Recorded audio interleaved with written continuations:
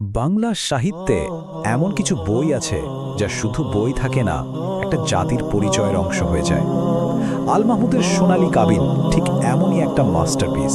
তো চলুন আজ আমরা ব্যবচ্ছেদ করে দেখি কেন এই কাব্যগ্রন্থটা এতখানি কিংবদন্তি তুল্য। প্রশ্নটা কিন্তু বেশ ইন্টারেস্টিং, তাই না? যে কিভাবে একটা কবিতার বই শুধুই একটা বই না থেকে একটা পুরো জাতির সম্পদে পরিণত হয়। মানে এটা তো শুধু কয়েকটা কবিতার সংগ্রহ না, এর সাথে জড়িয়ে আছে ইতিহাস, আবেগ, পুরো একটা সময়। আর এর উত্তরটা লুকিয়ে আছে ঠিক এই জায়গাগুলোতেই, মানে এর সৃষ্টির গল্পে, এর ইতিহাসে আর এর আবেগের গভীরতায়। শুরুতেই একটা কথা বলি, এই বইটা যে কি জিনিস সেটা বোঝানোর জন্য সমালোচক নাজমুস সায়েদাতের একটা কথাই যথেষ্ট। উনি বলেছেন এটা আল মাহমুদের জীবনের সেরা কাজ। ভাবা যায় শুধু একটা সেরা কাজ না, লাইফস বেস্ট ক্রিয়েশন। তো বুঝতেই পারছেন এর ওজনটা কোথায়।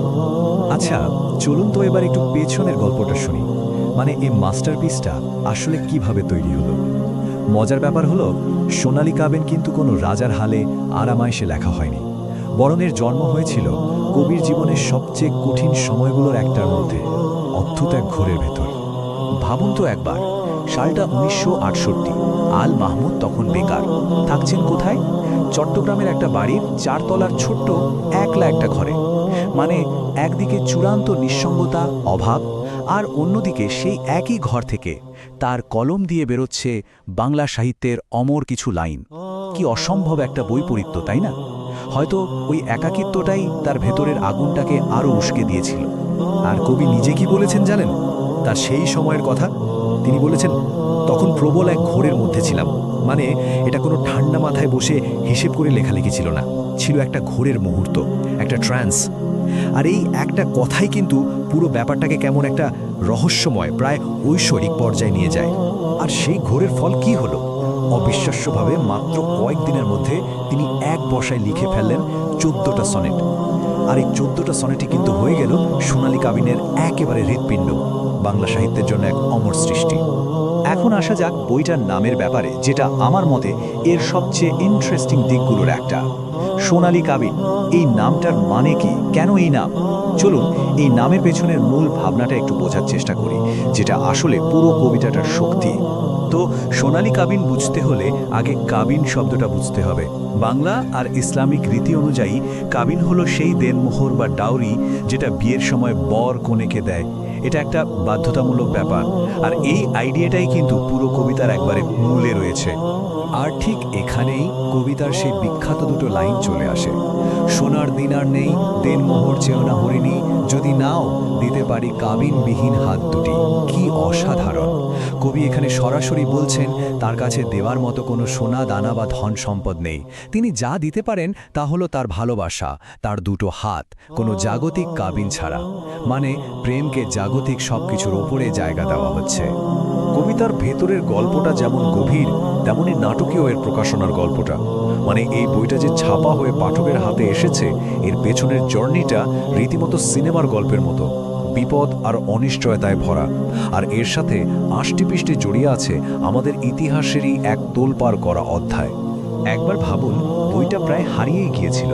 1971 সালের 25শে মার্চের সেই কাল রাতে, মুক্তিযুদ্ধের একেবারে শুরুতে, বইটার প্রথম পুরো পাণ্ডুলিপিটা ঢাকা থেকে উধাও হয়ে যায়। মানে বইটার ভাগ্য আর দেশের স্বাধীনতা সংগ্রাম যেন এক সুতোয় বাধা পড়ে গিয়েছিল। এই টাইমলাইনটা একবার দেখুন, তাহলে এর পুরো জার্নিটা পরিষ্কার হয়ে যাবে।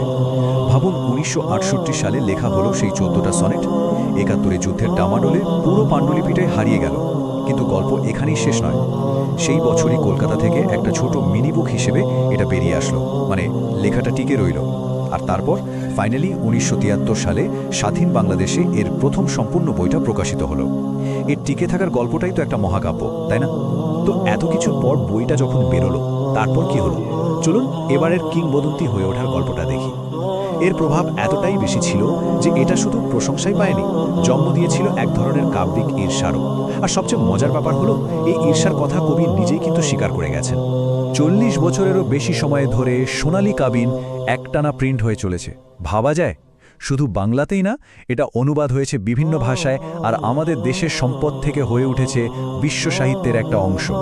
আর এর আবেদন আজও ঠিক আগের মতোই সতেজ।